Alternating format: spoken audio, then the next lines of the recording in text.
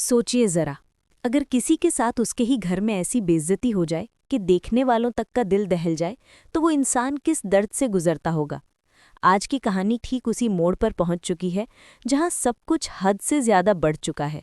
अगर आप इस पूरे सच को बिना किसी रुकावट के जानना चाहते हैं तो अभी चैनल को सब्सक्राइब कर लीजिए ताकि आगे आने वाले हर मोड़ की जानकारी आपको सबसे पहले मिले। कहानी यहाँ से शुरू होती है कि सरोजा के अपकमिंग ट्रैक में अब ऐसा ड्रामा देखने को मिलेगा जिसका अंदाज़ा किसी को नहीं था। इतने लंबे समय तक उसने सब कुछ चुप रहकर सहा, लेकिन अब जो हुआ उसने सबके दिल को हिला दिया। उसके साथ इतनी ज़्यादा बेइज्जती, इतना अपमान, इतना नीचा दिखाना, सब कुछ ऐसी हद तक किया गया कि देखने वालों की भी आंखें भर आईं। कई दर्शकों ने तक कहा कि ये दृश्य देखकर तो उनकी आंखों से खून निकलने लगा, क्योंकि सरोजा जैसी सीधी-सादी औरत को इस तरह गिराने की कोशिश कोई क्यों करेगा। सबसे हैरानी की बात ये हुई कि ये घोर अपमान कहीं और नहीं बल्कि बिरला के घर में हुआ। वो घर जहां खुद को संस्कारी, सभ्य और ऊंचे दर्जे का बताया जाता है, वहीं तारा ने अपनी असलियत दिखा दी। तारा ने अपनी सोच, अपने रवैये और अपने बर्ताव से ये जतला दिया कि असल में किसी इंसान का स्तर उसकी दौलत से नहीं, उसके दिल से पहचाना जाता है। एंड तारा के पास दिल नहीं, सिर्फ नफरत से भरा हुआ अहंकार है। अगर आप इस कहानी को अब तक ध्यान से सुन रहे हैं तो वीडियो को ज़रूर लाइक करें और चैनल को सब्सक्राइब कर लीजिए ताकि आगे की सच्चाई आपको समय पर मिलती रहे। तारा की इस ओछी हरकत ने सिर्फ सरोजा को नहीं बल्कि दर्शकों को भी चौंका दिया। तारा खुद को हाई स्टैंडर्ड दिखाती है, लेकिन उसका व्यवहार बता देता है कि असलियत में उसका स्तर कितना नीचे है। तारा ने ऐसा लग रहा था जैसे उसने अपनी इंसानियत तक बेच दी हो। सरोजा के साथ वो जैसा बुरा बर्ताव कर रही थी, उसने अपनी ही इज्जत खो दी। दर्शकों की नज़र में तारा का गिरना देखकर ऐसा लगा जैसे तारा ने खुद ही अपनी इज्जत को अपने हाथों से नष्ट कर दिया हो। लेकिन असली झटका तब लगा जब वेद ने सरोजा का साथ देने के बजाय तारा का पक्ष ले लिया। ये बात पूरे दर्शकों के दिल में तीर की तरह लगी। सरोजा ने हमेशा वेद की खुशी, वेद की इज्जत और वेद की भावनाओं को सबसे ऊपर रखा, लेकिन वेद ने बिना एक पल सोचे उसे गलत ठहरा दिया। अगर आप भी ये सोचकर दुखी हुए कि वेद ने आखिर सरू को समझा क्यों नहीं, तो कमेंट में अपनी राय ज़रूर बताइए। साथ ही चैनल को सब्सक्राइब करना मत भूलिए ताकि आप इस दर्दनाक कहानी का कोई हिस्सा मिस न करें। वेद ने तारा के बुरे बर्ताव को नज़रअंदाज करते हुए सरू को ही डांटा और उससे कहा कि वो तारा से माफ़ी मांगे। ये सुनकर हर दर्शक का खून खौल उठा। सरोजा, जिसने कभी किसी की बुराई तक नहीं की, उसे झूठे इल्जामों पर माफ़ी मांगने को कहना ये किसी के लिए भी स्वीकार नहीं था। अब सवाल ये उठता है कि इस अपमान के बाद कहानी किस दिशा में जाएगी। वेद और सरू के बीच की दूरियां बढ़ती जा रही हैं। दोनों के बीच की बहसें अब छोटे-मोटे झगड़ों तक सीमित नहीं रहीं। हालात इतने बिगड़ चुके हैं कि बात तलाक तक पहुंचने की नौबत आ गई है। ये खबर सुनकर दर्शक हिल गए, क्योंकि कोई भी नहीं चाहता कि सरू और वेद का रिश्ता टूटे। लेकिन यहाँ एक गहरी बात समझना जरूरी है। वेद और सरू का रिश्ता इतनी आसानी से टूट ही नहीं सकता। दोनों एक दूसरे से बेहद प्यार करते हैं और इस छोटी सी गलतफहमी पर बात तलाक तक पहुंच जाए, दैट्स इम्पॉसिबल। इसलिए आप बिल्कुल चिंतित ना हो और चैनल को सब्सक्राइब कर लें, क्योंकि आगे आने वाला ट्विस्ट इस कहानी में एक तूफान लाने वाला है। अब आते हैं असली मोड़ पर। जहां एक तरफ तारा और सरोजा के बीच बहुत बड़ा क्लैश होता है, वहीं दूसरी तरफ एक व्यक्ति इस कहानी में प्रवेश करने वाला है जिसकी एंट्री पूरी कहानी बदल देगी। ये व्यक्ति है चंद्रकांत। चंद्रकांत को पता चलने वाला है कि सरोजा मुंबई में है। वो उसका पता लगाने के लिए इधर-उधर खोज शुरू करता है। उसे ये नहीं पता कि सरोजा कैसी स्थिति में है, किस माहौल में जी रही है और उसके साथ कैसा व्यवहार किया जा रहा है। लेकिन जैसे ही उसे ये खबर मिलती है कि सरोजा सच में मुंबई में है, उसका दिल बेचैन हो उठता है। अगर आप जानना चाहते हैं कि चंद्रकांत की एंट्री से आगे क्या धमाका होगा, तो अभी चैनल सब्सक्राइब कर लीजिए। चंद्रकांत खोजते खोजते जब सच के करीब पहुंच जाता है और उसे पता होता है कि सरोजा वास्तव में उसकी अपनी ही बेटी है, तो वो निर्णय लेता है कि वो अब चुप नहीं बैठेगा। वो सीधे बिरला हाउस जाने का फैसला करता है।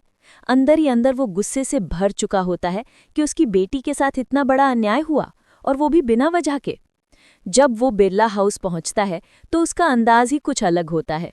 उसकी आंखों में दर्द, गुस्सा और बदला तीनों भरे हुए हैं।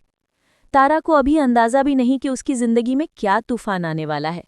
वो तो सोच भी नहीं सकती कि जिस औरत को वो तिरस्कार से देखती थी, जिसको वो नौकरानी से भी कम समझती थी, वो असल में कौन है। और यही सच्चाई जब चंद्रकांत बिरला परिवार के सामने रखेगा, तब घर का माहौल पल भर में बदल जाएगा। वो तेज आवाज में कहेगा, जिस औरत को तुम दिन रात अपमानित करते रहे, वो कोई आम औरत नहीं, वो सरोजा बजाज है। सरोजा चंद्रकांत बजाज, मेरे घर की इज्जत, मेरी बेटी और एक बेहद सम्मानित खानदान की वारिस। ये सुनते ही तारा के चेहरे का रंग उड़ जाता है। बिरला परिवार को समझ नहीं आता कि क्या कहें। वेद को भी अपनी गलती का एहसास होने लगता है। उसे समझ आता है कि उसने झूठी बातों में आकर कितना बड़ा अन्याय किया। अगर आप भी चाहते हैं कि कहानी के अगले धमाकेदार मोड़ों की जानकारी आपको सबसे पहले मिले, तो अभी चैनल को सब्सक्राइब कर लें। तारा को उसकी औकात दिखाते हुए चंद्रकांत कहेगा, जिसको तुमने बेइज्जत किया वो तुमसे कहीं ऊंचे स्तर पर खड़ी है। दौलत, इज्जत, नाम, सब कुछ तुम्हारे पूरे परिवार से कहीं ज्यादा है। तारा को समझ आ जाता है कि उसने किससे पंगा ले लिया है। लेकिन असली सवाल ये है कि अब सरोजा क्या करेगी? वेद का व्यवहार क्या बदलेगा? तारा की सच्चाई सबके सामने आने के बाद क्या होगा? क्या रिश्ते सुधरेंगे या और बिखरेंगे? इन्हीं सवालों के जवाब कहानी के अगले हिस्से में मिलेंगे। जुड़े रहिए और चैनल को जरूर सब्सक्राइब कीजिए ताकि अगला मोड़ मिस न हो जाए। देव और वसुधा के बीच उस रात जो नज़दीकियां आई थी, उसने दोनों के दिलों को पहले से कहीं ज्यादा जोड़ दिया था। वसुधा भले ही अपनी सीमाओं को समझते हुए आगे बढ़ने से बचती रही, लेकिन देव की आंखों में जो भरोसा और प्यार था, उसने उसे भी अंदर तक छू लिया था। जैसे ही सुबह की हल्की रोशनी कमरे में फैली, वसुधा नींद से जागी तो उसने देखा कि देव पहले से जाग चुका था और उसे बड़े प्यार से देख रहा था। वसुधा थोड़ी शर्मा गई और तुरंत उठकर खिड़की की ओर देखना शुरू किया, लेकिन देव मुस्कुराते हुए बोला, वसु, इतनी जल्दी क्यों उठ गई? अभी तो सुबह भी सही से नहीं हुई। और हाँ, अगर तुम मुस्कुराती रहो ना, तो हमारा सारा दिन अच्छा जाएगा। अगर आप ऐसी कहानियाँ पसंद करते हैं तो जल्दी से सब्सक्राइब कर दीजिए ताकि हर अपडेट आप तक सबसे पहले पहुंचे। वसुधा हल्की सी मुस्कुराई, लेकिन उसके मन में कल रात की बातें घूमने लगीं। चंद्रिका, उनका अतीत, उनकी अधूरी बातें और वे डर जो वो देव से छिपा रही थी। देव ने उसकी आंखों में चिंता देख ली और बोला, वसु, मुझे बताओ वसु, क्या चल रहा है तुम्हारे मन में? मैं तुम्हें परेशान नहीं देख सकता। अगर आप कहानी से जुड़े रहना चाहते हैं तो एक लाइक कर दीजिए। आपका एक लाइक हमें और मेहनत करने की हिम्मत देता है। वसुधा ने गहरी सांस ली और धीरे से बोली, देव सर, मुझे लगता है कि हमारे आने वाले वक्त में बहुत परेशानी आने वाली है। चंद्रिका ने जो बातें मुझसे कही थी, वो बार बार मेरे दिमाग में आ रही हैं। मुझे लगता है कि उसने कुछ बहुत बड़ा छुपाया है, या शायद कुछ ऐसा होने वाला है जिसकी वजह से हमारी जिंदगी बदल सकती है। देव ने तुरंत उसका हाथ पकड़ लिया और बोला, वसु, तुम और मैं साथ हैं ना? बस यही काफ़ी है। चाहे चंद्रिका हो या कोई और, मैं तुम्हारा साथ कभी नहीं छोड़ूंगा। अगर आप भी देव और वसुधा की तरह किसी को दिल से सपोर्ट करते हैं, तो इस वीडियो को शेयर ज़रूर कर दीजिए ताकि कहानी और आगे बढ़ती रहे। वसुधा देव का हाथ पकड़कर चुपचाप खड़ी रही। उसकी सांसें तेज हो रही थी, जैसे वो किसी बड़े डर को दबा रही हो। तभी अचानक कमरे का फोन बजा और देव ने उठाकर सुना। दूसरी तरफ होटल मैनेजर था, जो घबराया हुआ लग रहा था। उसने बताया कि कुछ अजीब लोग होटल के बाहर पूछताछ कर रहे हैं और उनका कहना है कि वे देव सिंह चौहान की तलाश में हैं। देव की आंखें सख्त हो गईं। उसने तुरंत कहा, कोई भी अजनबी अंदर न आने पाए, समझे? फोन कटते ही वसुधा घबरा गई। देव, ये कौन लोग थे? उन्हें तुम्हारे बारे में कैसे पता चला?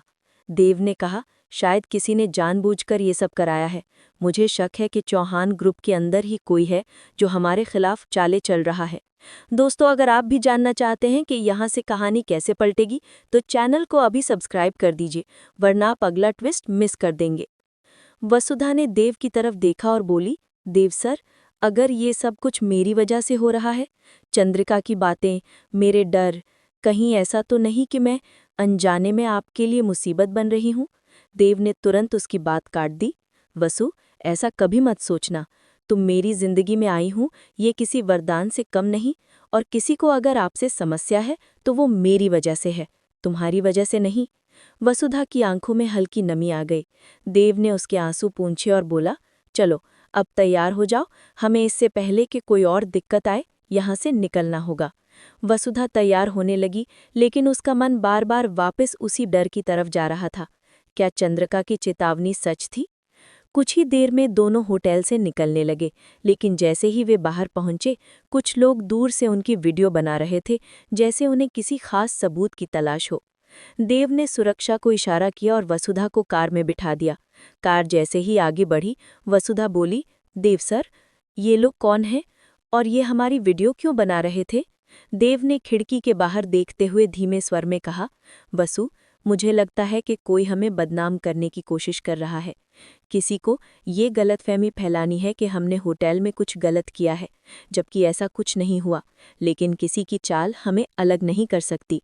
अगर आप भी जानना चाहते हैं कि कौन देव और वसुधा के खिलाफ ये साजिश रच रहा है, तो जल्दी से वीडियो को लाइक और शेयर कर दीजिए, ताकि हमें पता चले कि आप कहानी में कितना दिलचस्पी ले रहे हैं।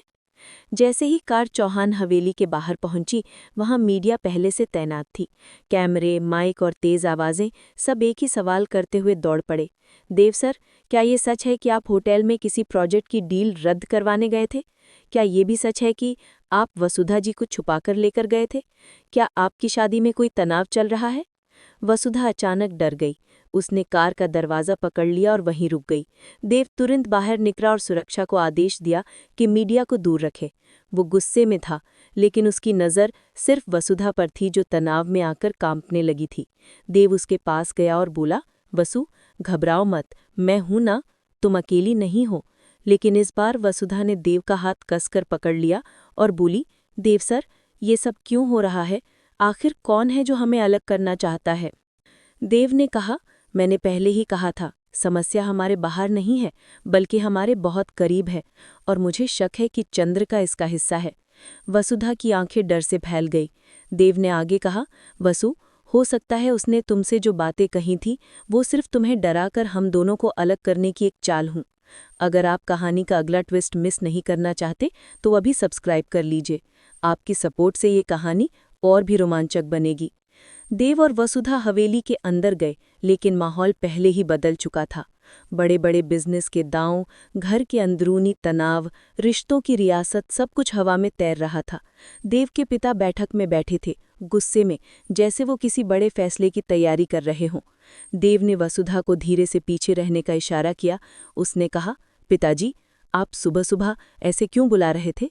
देव के पिता ने ठंडी नज़रों से देखते हुए कहा, तुम बता दो देव, कल रात तुम कहाँ थे और किसके साथ थे? मुझे मीडिया से क्यों पता चला कि चौहान परिवार का वारिस अपनी पत्नी के साथ किसी होटल में था? देव के माथे पर गुस्से की लकीरें और गहरी हो गई। उसने कहा, पिताजी, हम अपनी इच्छा से गए थे और हमें किसी को हिसाब देने की जरूरत नहीं। लेकिन तभी किसी ने कमरे के बाहर से कदमों की आवाज के साथ कहा, पर मुझे लगता है देव, तुम्हें सबको जवाब देना चाहिए। और यह आवाज किसी और की नहीं, बल्कि चंद्रिका की थी। वसुधा की सांस रुक गई। देव ने मुड़कर उसे गुस्से से देखा। चंद्रिका मुस्कुरा रही थी, जैसे उसके हाथ में कोई बड़ा राज हो। उसने कहा, क्या हुआ वसुधा?